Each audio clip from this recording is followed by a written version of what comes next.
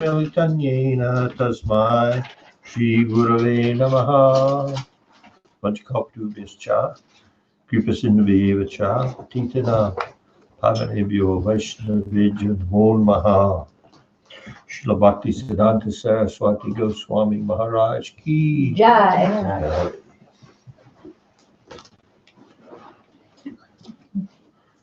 So tonight we will continue with our discussion of Tattva Sandarbha. And we can begin by chanting the first verse of the Tattva Sandarbha.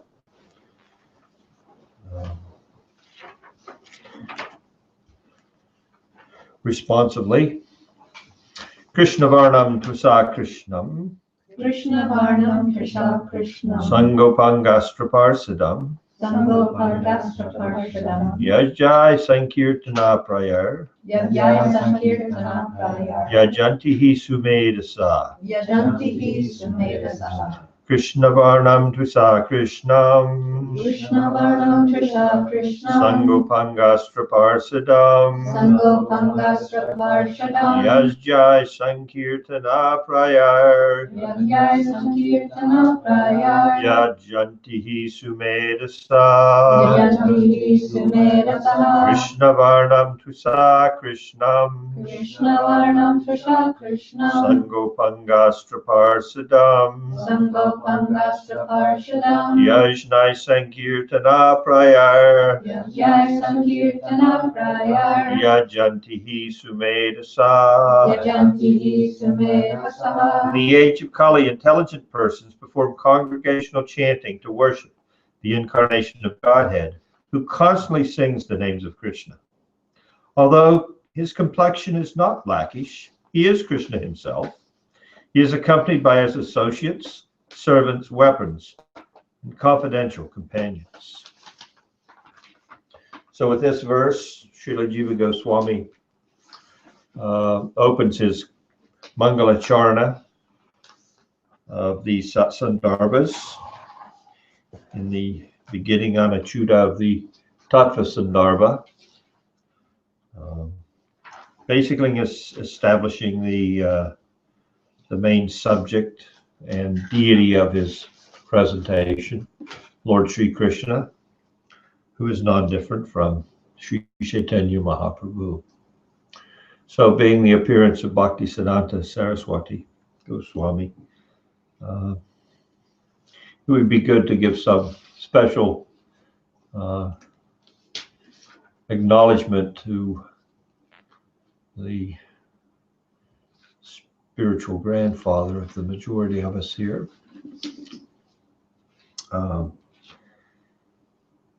Under the direction of Srila Bhakti Vinod Thakur, Bhakti Siddhanta Saraswati did his outreach program. But it's interesting to note in his life, he didn't begin with the outreach. He began with the inreach. He basically took on the course of action similar to that of Srila Haridas Thakur. Continual chanting of the holy names with a vow to complete a billion. Huh? At least a million. It was a million. A billion. A billion. Was it a billion? Yeah. Yeah. So this concentrated chanting took him almost a decade. He just chanted and took a little prasad. So he went inward pretty deeply before he even started his outward campaign. And when he came out like a lion. And he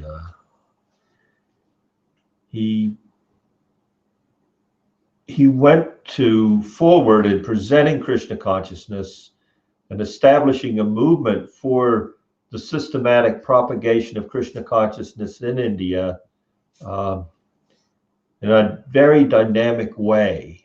And one of the major considerations in his presentation was that he wanted to return respectability to the Gaudiya Vaishnava tradition. There was a lot of mistrust and a lot of misunderstanding because there was some misuse of the benediction of Chaitanya Mahaprabhu in the community, in the society at large. Misuse in so much that those that wanted to reach up to the highest level wanted to do so, neglecting the progressive practice of chanting that's required to completely purify the heart of all anarthas.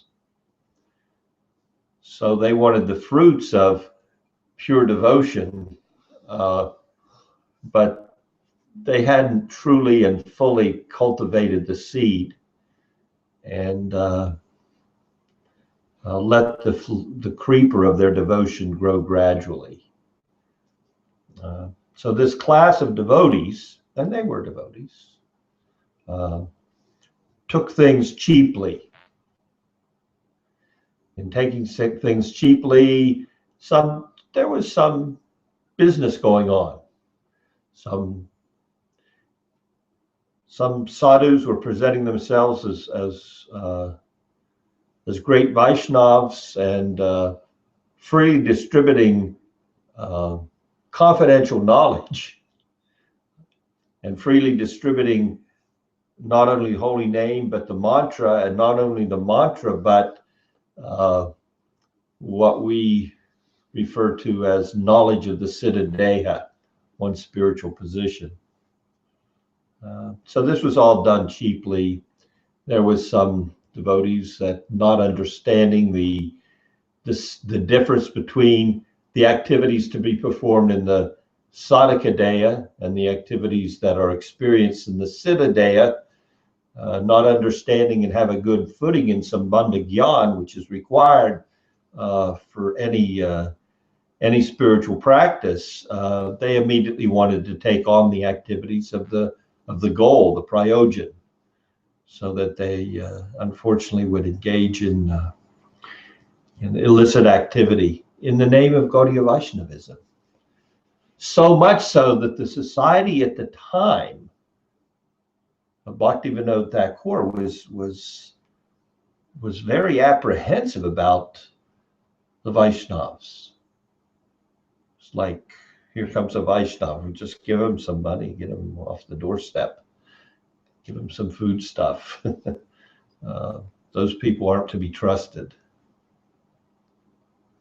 So that was an unfortunate circumstance at the time that had to be rectified.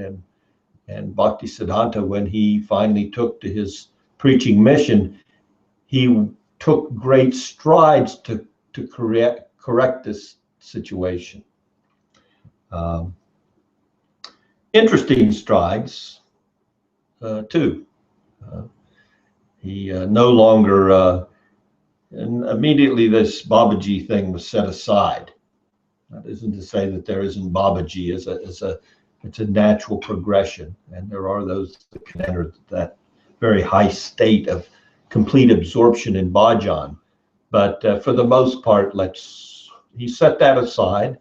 He started with a simple brahmachari approach in his ashrams, wearing traditional attire. He instituted the Brahminical thread and Brahminical initiation. Generally in the Vaishnava tradition, initiation into mantra meant that you gave up the thread because you were entering into directly into spirituality. Well, he put the thread back on. He said, you start here and you become qualified. And if you're qualified, then after you've qualified in Nama, if you show some real prospect and desire to pursue your spiritual life, then we'll give you mantra. And so he set up a very rigid campaign for his sannyasis. He was a very, very austere personality, and he instilled that austerity in his disciples through his ashrams. And his ashrams were many. He established ashrams throughout India. So his preaching was very far-reaching in a few different ways. And there was so much we could say about him. And I did not prepare to speak on him. I just thought it would be good to mention a few of the things that he did. And the most pronounced one would be that he reestablished the dignity of the Gaudiya Vaishnavism, the sect of Gaudiya Vaishnavism in India. And of course, he inspired one student who became so serious that he was empowered by Lord Nityananda to spread that movement of Gaudiya Vaishnavism throughout the world. So that we take as our saving grace.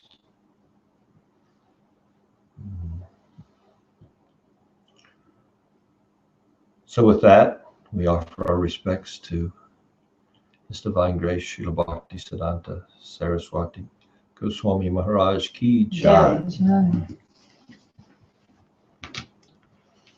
So continuing our discussion of Tattva Sandarbha,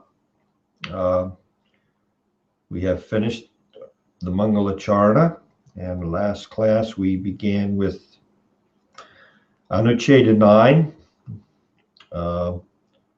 wherein Srila Jiva Goswami begins his discussion of epistemology, which is how do we arrive at knowledge? What is a viable method of acquiring knowledge? And he begins that discussion with first a restatement of the four main subjects of his presentation from the end of his Mangalacharana, which are Sri Krishna, the means by which we understand him, Sambandha, the means by which we can serve that understanding, Abhideya, and the goal to be acquired by that means of understanding, Prayojan. So in order to advance in that understanding, we have to have a valid means of knowledge.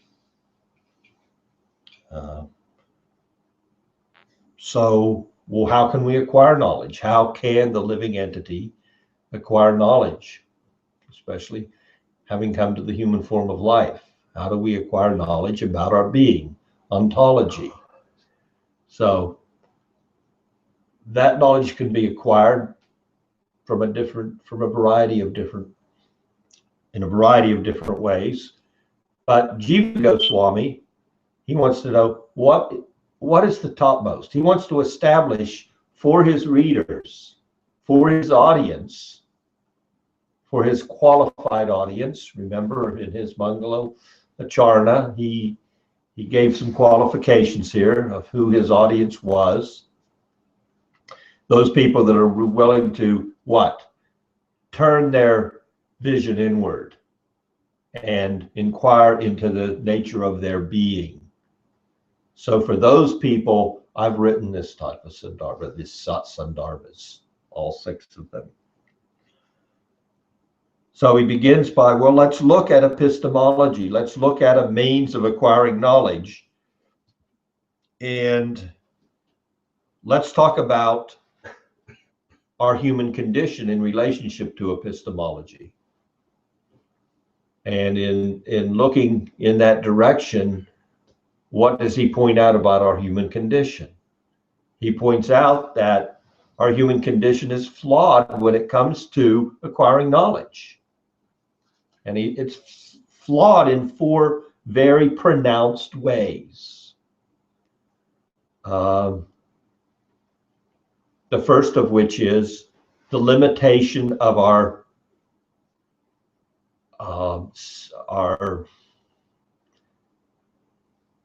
tools, the limitation of the tools we have for direct experience. They're limited. They're nice. Couldn't get around very far without them, but they have a limited capacity. So we can only hear in a certain range, at a certain volume, within a certain range of volume, within a certain range of sound vibration, the ear will function. We can't hear all sounds. That's probably a good thing. To be a jumble of sounds, it's a good thing we can only hear in a confined area of space, in a confined area of frequency. So, but we know there's other frequencies out there. From our scientists tell us so. Well, that gives them a lot of credit. But they tell us there's more sounds, and we can observe, well, there's other species of life who hear things, I think, that I don't hear them. The dog is at the door before I even knew anybody was in the driveway. You know, so the sound vibrations are limited in the human form. They're limited in the other species also, but some of them can hear higher, some of them can hear lower, some of them can hear for a greater distance, some of them in a shorter distance. But our senses of hearing, that's limited. Our seeing is also limited to a certain spectrum of light, and only good in a certain intensity. If it's too dark, I can't see, and if it's too bright, I can't see. So it's limited, but it's good. What we got is generally pretty good. Some of us got better than others. But we got something. So in our smelling also, some people got good, some people didn't. I'm one of those. Very limited range of smelling. So tasting, well, now there is another thing. So we have taste. We have some taste, and we also have some touch. So Krishna speaks of these, and he adds one in his Bhagavad Gita. Mamaivam so jiva loke, jiva bhuta sanatana, manasastranindriyani, prakriti stani karsati, manastastranindriyani, which include the mind. So Krishna, when he talks about our perceiving senses, he adds the mind to the 5 sense organs. So the 6th sense organ is there. The living entities in this conditional life are my eternal fragment parts. Due to conditional life, they are struggling very hard with the 6 senses, which include the mind.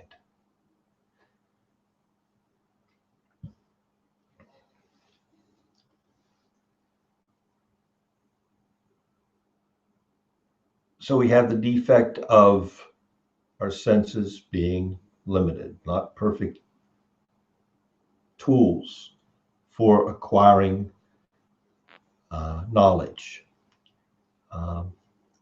We as human beings become illusioned, starting out with the illusion that this temporary situation is permanent, starting out with the illusion that this particular arrangement that I've come into by somehow or other, I can't trace it out, but here I am, born in a body, coming into a culture and a society, and I don't know why, I don't know where, I don't know what created this circumstance, but immediately upon being placed in the circumstance, I accept it as my own, and I accept the circumstance that I'm in as I relate it to myself, to my being, to what I am.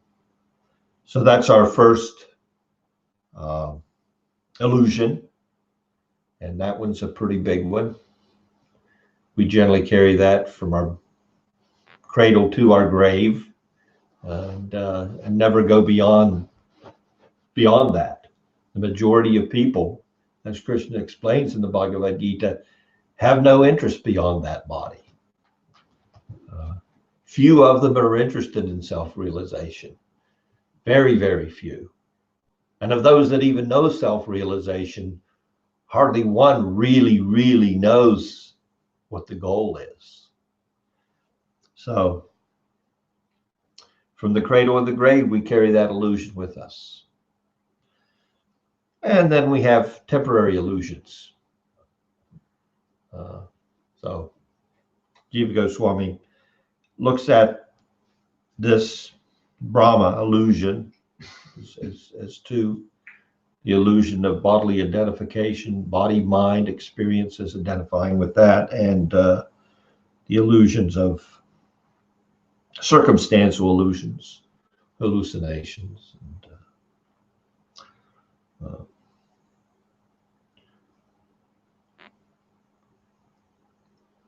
so the next is pramada. We make mistakes. Generally, mistakes are made due to inattention. We don't fully perceive the situation, and therefore we proceed without full knowledge, and there's a possibility of a mistake. We sometimes let our perspective of things cloud our judgment, and we make mistakes because of that clouding of judgment. And the fourth defect that we have in the human condition is vipralipsha. It's called a misrepresentational bias.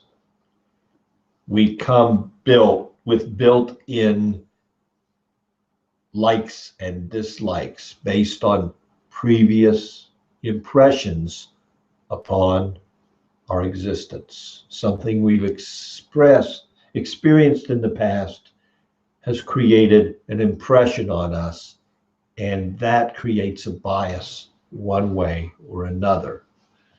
I myself like sweets. I like sweets out of the womb. I like sweets now.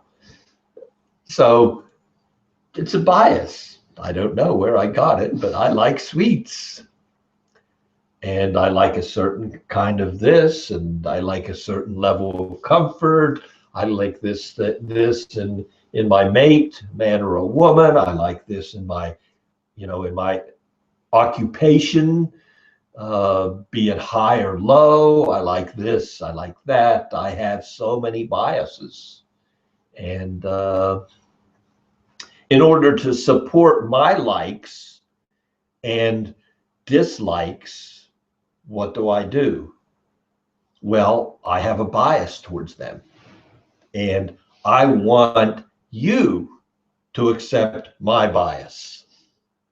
Then my life will be better. So when you cook, I want you to cook this way. And when you wash my clothes, I want them folded this way. And so I'm going to try to impress you with my biases. When you vote, you need to vote for the person I think should be president or not be president. Or. It goes on and on. And in order to get my bias across, I will cheat you. So we have a tendency to cheat for our well-being based on our prior impressions. So these are defects. These things stand in the way of perfect perception on our part. So how good can the resultant knowledge that we get through our perception with these limited senses, with these impressions on our mind, how good can it be? How reliable can it be? Even the scientific community, who, as we pointed out last, put themselves forth as what? We are the most unbiased. We just want to give you a scientific conclusion. But I'm not going to give you a scientific conclusion that's going to affect the funding of my scientific research. I'm not going to do that. I'm not going to bite the hand that feeds me. And if the hand that feeds me says that, treating plants with a particular pesticide is the best thing in the world for the food that people eat, well, even if my research does come up with the fact that the rats didn't do so well afterwards, I may just push that aside.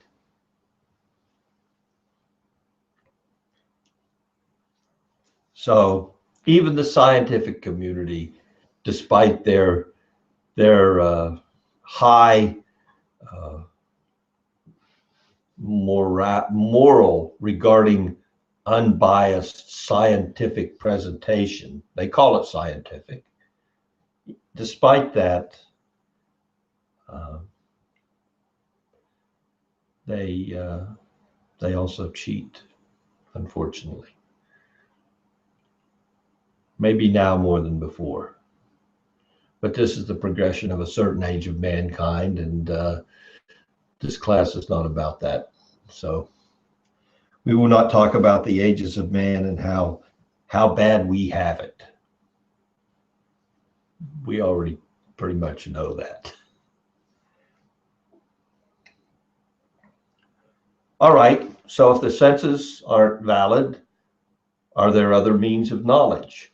So Jiva Goswami proceeds to go through the valid methods of acquiring knowledge according to his culture at the time. And these are valid forms of knowledge in all cultures. But the framework, of course, is based upon Indian philosophy and theology at the time of his writing. So he begins, of course, with pratyaksha, sense perception, which we just discussed, the fallacies of that one. He goes on with anumana, inference. I see a fire. I know a fire generally has smoke. I look at a mountain. I see smoke. I think the mountain's on fire, even though I may not see the fire. Maybe it's on the backside. I infer things, and I do this all the time. Why? Well, there has to be inference. Look at perception. Perception is what? It's instantaneous. Immediately when I perceive something, it's an impression. So the intelligence, the buddhi, immediately takes that impression and carries it to the chitta, who looks at all impressions that I've had, and immediately it's cataloged. Okay, that means this. The girl winked at me, so I experienced that. My senses saw the wink, saw the girl, and immediately, what's that mean? So we take that to the mind, and the mind says, oh, well, based on prior knowledge, that's a good thing. So, or not, whatever. But you see the point. So perception is instantaneous. It's in the moment. And then inference comes. And inference, of course, even with our own psychology goes through a process. The intelligence takes that to, the mind takes that.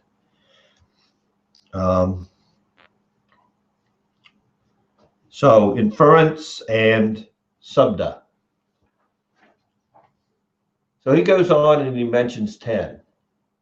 And then after he's completed his discussion of those 10 items, he looks at them and he said, well, really, they all fall into 3 main categories: pratyaksha, immediate perception, inference based on prior perceptions, and sabda. So all the rest of them, statements of the sages, comparison, presumption, absence of an object, meaning that you still notice that that there would have been an object, but it's not there. Inclusion, if you have $100, you got 5, you got 10, you got 20, you got 2 cents. Tradition and gestures. Give peace a chance. I just need to put my hands up and you know what it means.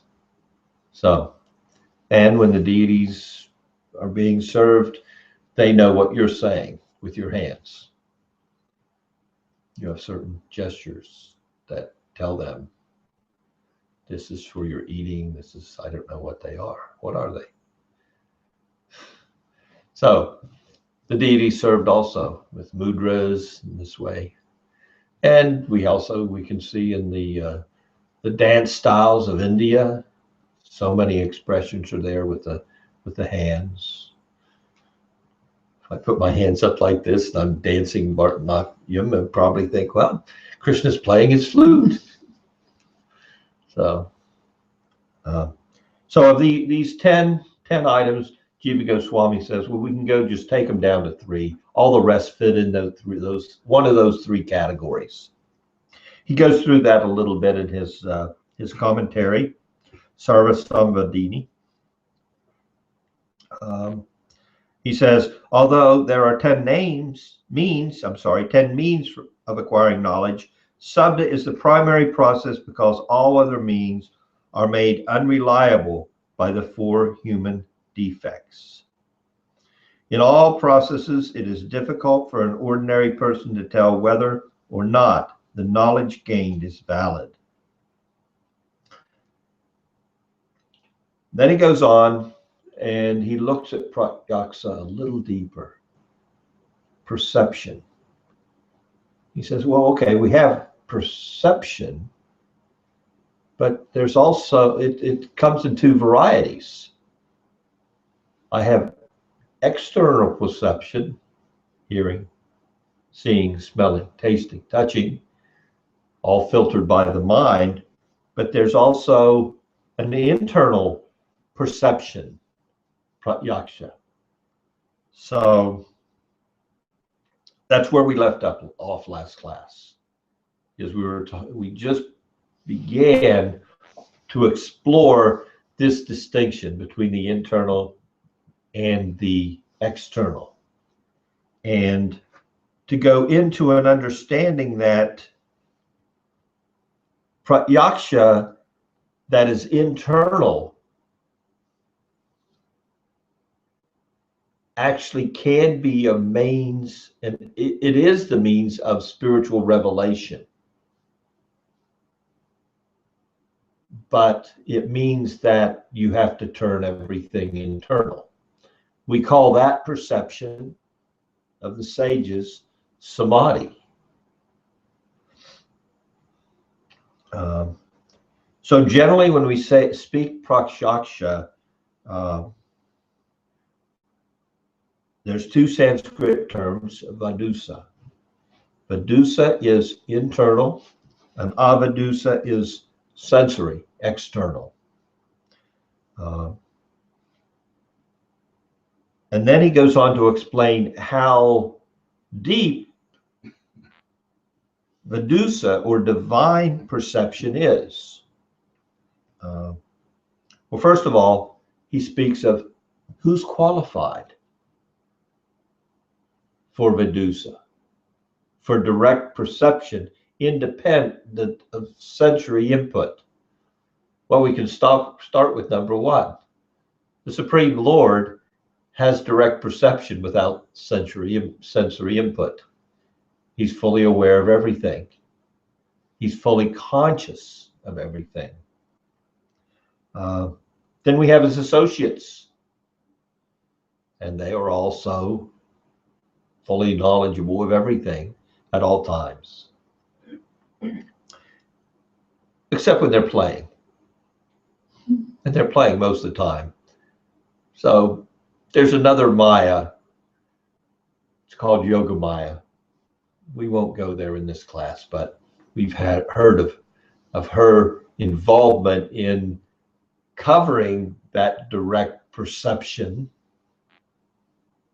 of those eternal associates in order to create Leela.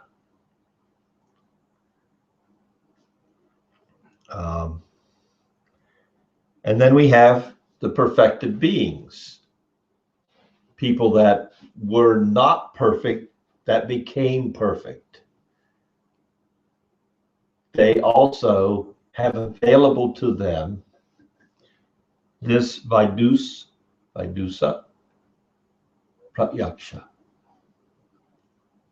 inward pointing. And what comes out is, in looking inward perfectly, what's seen outward in the sensory world is also seen in the light of that perfect revelation. This we call the Uttama Bhakta.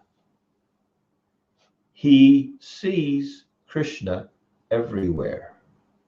He perceives Krishna in everything.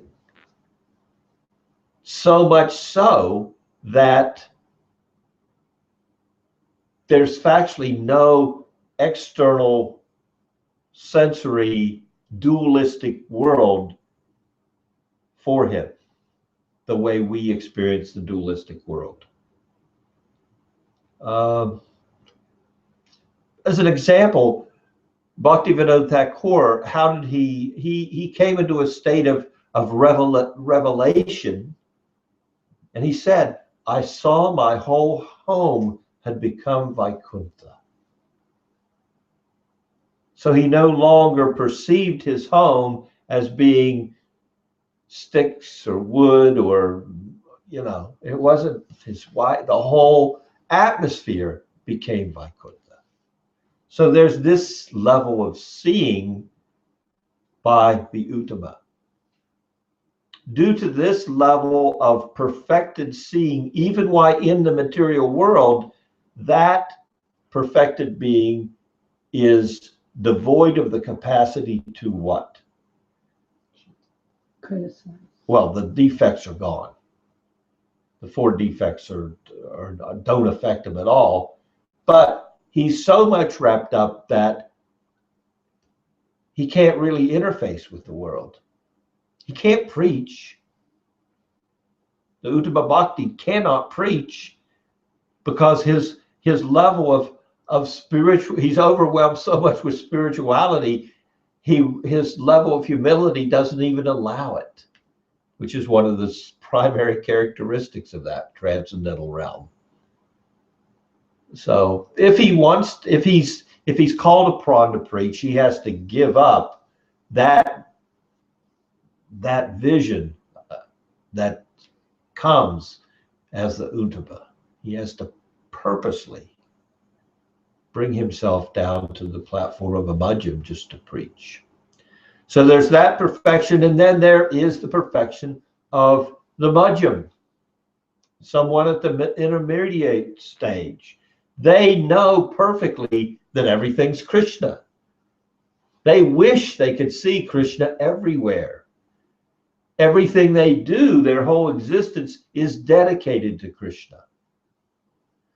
So they are also perfect, but their perfection is not fully actualized yet in their being.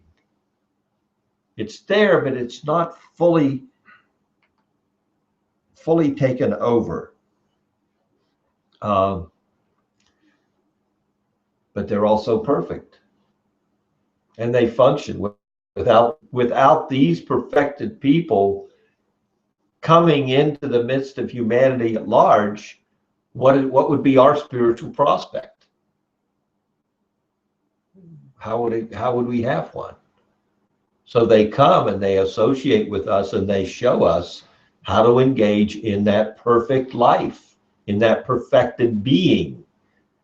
So you think like this, you act like this, you engage all your senses like this in spiritual actions, and as you engage your senses like that, then they themselves become spiritualized. This we call the guru. He is the external manifestation of divinity in our life. And he shows by his example, and he teaches by his transparent vimedia exactly how to take up an abhideya practice to purify ourselves. So there is pratyaksa on the transcendental plane. There is perfect sense perception, and it's manifested in of course, the Lord, his associates, and perfected living entities. For us, we have a perfection that's based on Bhagavan, iti sabjate. We want to perceive the perfect as Bhagavan Shri Krishna. Well, actually, we don't even care about the Bhaga, but that's also for another class. But yes, our objective as Vaishnavas is not Brahman and not the Paramatma, but so our perfection is Bhagavan.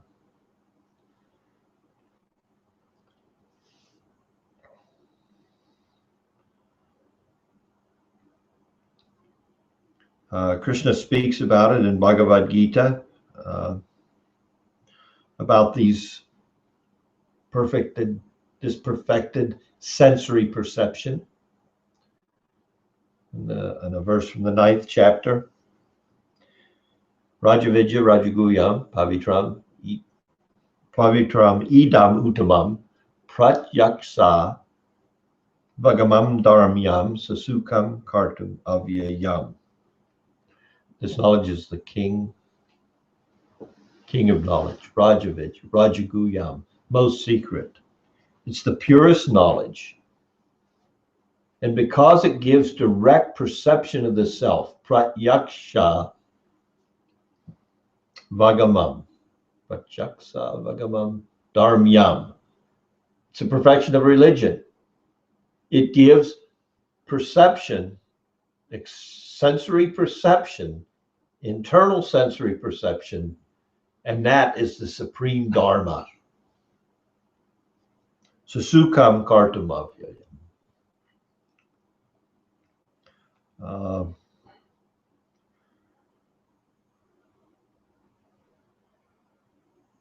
Also in the 6th chapter, Sukam Achyantikam Yat Tad Buddhi Grayam Atindriyam Veti Yatha Dachaiva Yam Stitas Chalati Tattvata. In that joyous state, one is situated in boundless transcendental happiness, realized through transcendental senses. Buddhi Grayam Atindriyam. The indriyas, the senses, are completely spiritualized. Established thus, he never departs from the truth, and upon gaining this, he thinks there is no greater gain. So Krishna in his Gita is telling us of this internal, this turning in. What kind of turning? From the beginning? From the Mangalacharana?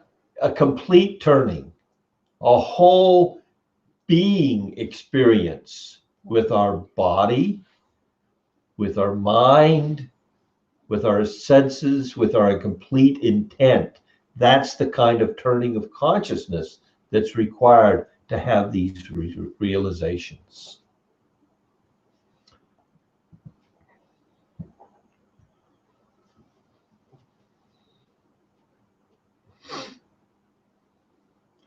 Interesting. We were talking about, and I just remembered this phrase that was used by the commentator here, Satyanarayan Das, in his commentary. So we're talking about pratyaksha, that moment that we experience something, the wink of the eye or the smell of the flower, and then we take that, the intelligence carries it to the chitta, and it's compared against the storehouse of impressions. And what happens? It's recognized. But in his commentary, he separates the word recognized.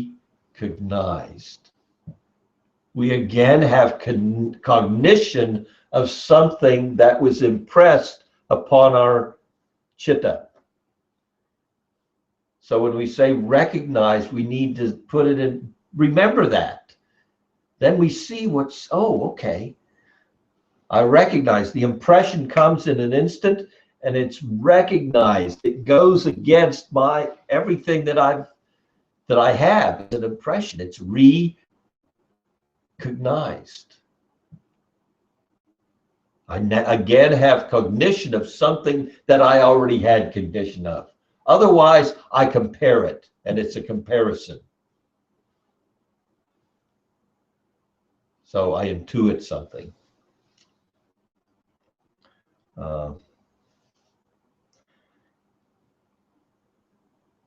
So let's talk more about sabda. So we of those 10 ways of acquiring knowledge, Jiva's taken it down to 3. He said all of them can be what? Direct perception, pratyaksha, anumana, inference, and sabda. So what does Jiva mean when he says sabda? Sabda is translated as sound. Well, we've already covered sound in pratyaksha. So what's sabda then? It's just sound? But no, sound in the context of pramana means that it has to be significant sound provided by a trustworthy person. Then it can give us some what? Again, what are we talking about here? Acquiring knowledge. But as we stated in our last presentation, not really acquiring knowledge in the sense of we have of acquiring knowledge, something that we can use, but of experiencing reality. That's really what we're talking about with Sabda Brahman. Not just knowledge in the intellectual sphere of dualism, where we want to have more of an understanding or more of something that contributes to our experience in material nature, in dualism. No. What we're speaking about is self-revelation. So when we speak about sabda in relationship with praman, a valid method of acquiring realization of reality, experiencing a reality, then where does that sound have to originate from in order to fall into a valid category in Jiva Goswami's vernacular? Reality. A reality. It has to be real. And what's the only real source of sound? It has to come from the supreme source. So when Sabda is mentioned by Srila Jiva Goswami in his Sandarbha, Sabda Brahman, he's talking about transcendental sound vibration, a purushaya, descending, coming, eternal, doesn't have a beginning or an end. It may appear to come from a sensory perception, but it does not.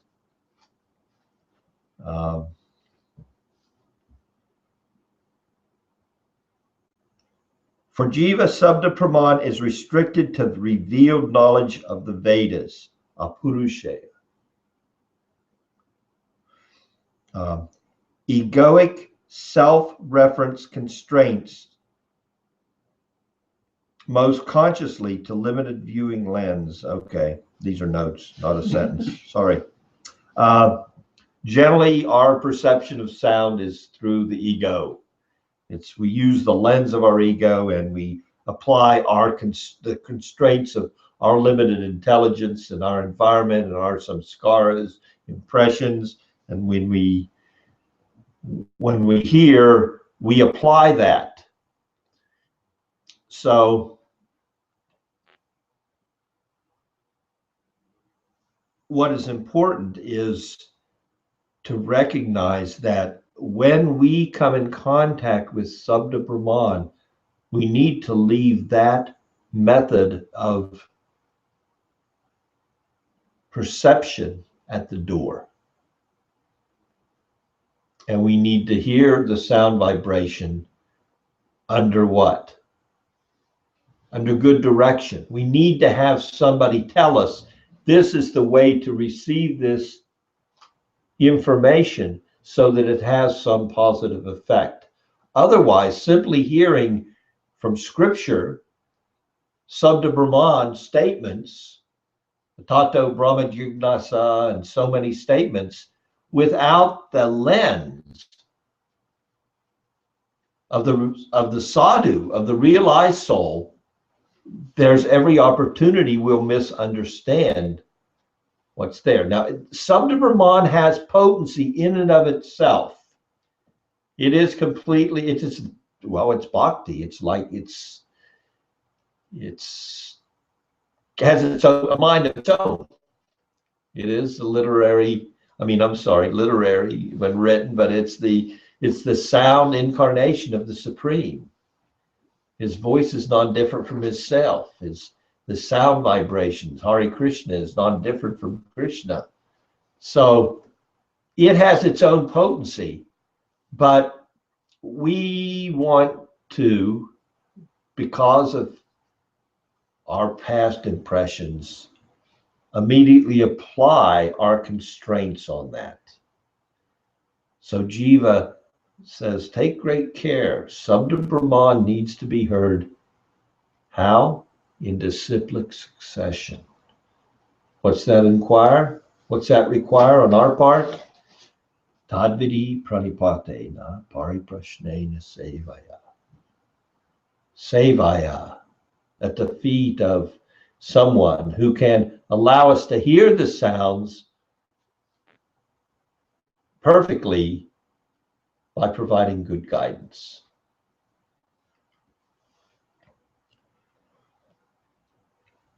Interesting thing about Sabda, it's unlike Prayaksha, when we talk about the sound of Prayaksha, the sensory. So Sabda, it exists in all time. It's not that moment. It's always there. It's not constrained by what? By the limitations of the dualistic world of matter. It's not dead. It's living. It's conscious. It's a big distinction. Doesn't fall into the category of earth, water, fire, air, ether, mind, intelligence, false ego. So we'll conclude here. Apurusheya, that means what? Apurusheya. Purusheya is regular dialogue, regular sound. Apurusheya, transcendental sound vibration. Sabda, Apurusheya Sabda Brahman. Pramana. Apurusheya Sabda Pramana is the highest, flawless means of acquiring, well, I'd say knowledge, but I want to say reality. of experiencing reality, of experiencing our reality when received properly. So that's the introduction to transcendental knowledge that we're allowed, is through Sabda, Brahman, transcendental sound vibration. So Jiva Goswami is going to proceed from here to let us know that this is available through the avenue of the Veda. And then he's going to tighten that definition for our purposes of understanding that supreme personality, Sri Krishna, to the Srimad Bhagavatam, making it quite clear that Srimad Bhagavatam is the supreme praman for our tradition. So are there any questions? Comments, corrections? You're saying that we have to leave the ego at the doors. Is that done simply with the desire and the intention to do that? That helps. It's done by surrender, and surrender has different components, but it begins with surrender to a bona fide authority from which to hear that sound, and it continues through his direction to include only allowing our senses to engage in things that are favorable to pleasing Krishna, and giving up the unfavorable, and realizing everything is coming his protection. And so there's 9 items of surrender that are primary. But at the beginning, we start with the Guru and hearing the sound through that chain of disciplic succession. So our hearing has to be focused like that to be successful. Then we go on to accept favorable and give up what's not favorable, accept Krishna as our protector and our maintainer, and work in full humility and fully surrender everything, 100%. Anything else? Thank you so much for your association. Much cooperation.